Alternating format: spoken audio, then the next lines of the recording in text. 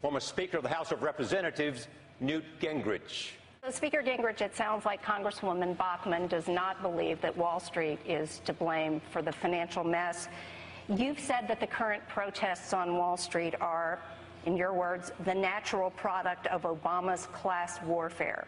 Does this mean that these people who are out there protesting on Wall Street across the country have no grievance?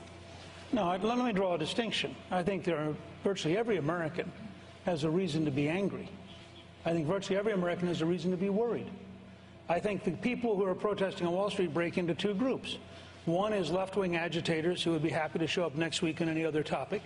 And the other is sincere middle-class people who, frankly, are very close to the Tea Party people in actually caring. You can tell which group is which. The people who are decent, responsible citizens pick up after themselves. The people who are just out there as activists trash the place and walk off and are proud of having trashed it. So let's draw that distinction. If they want to really change things, the first person to fire is Bernanke, who is a disaster as chairman of the Federal Reserve. The second person to fire is Geithner. The fact is, in both the Bush and the Obama administrations, the fix has been in. And I think it's perfectly reasonable for people to be angry, but let's be clear who put the fix in.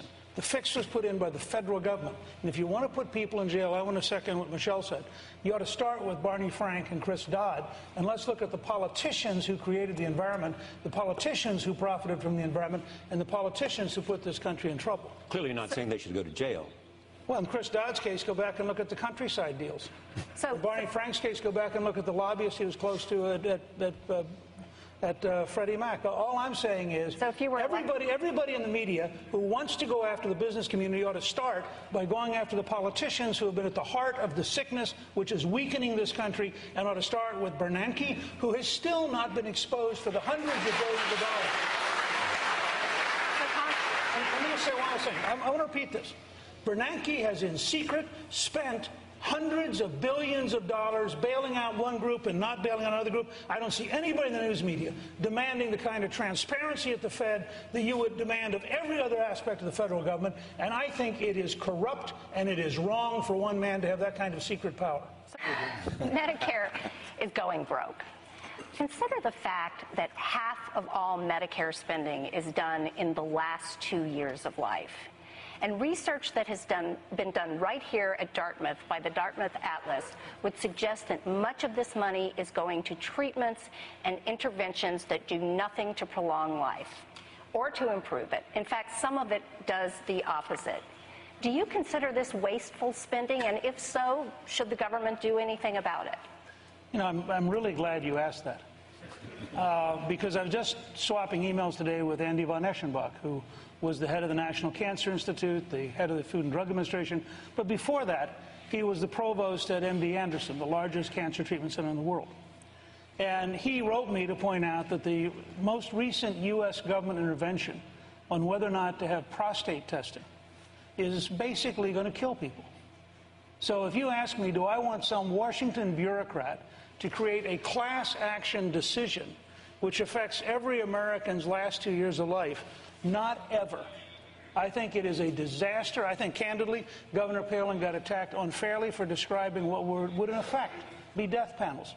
And what von Eschenbach will tell you if you call him is the decision to suggest that we not test men with PSA will mean that a number of people who do not have who are susceptible to a very rapid prostate cancer will die unnecessarily, and there was not a single urologist, not a single specialist on the board that looked at it. So I'm opposed to class intervention for these things.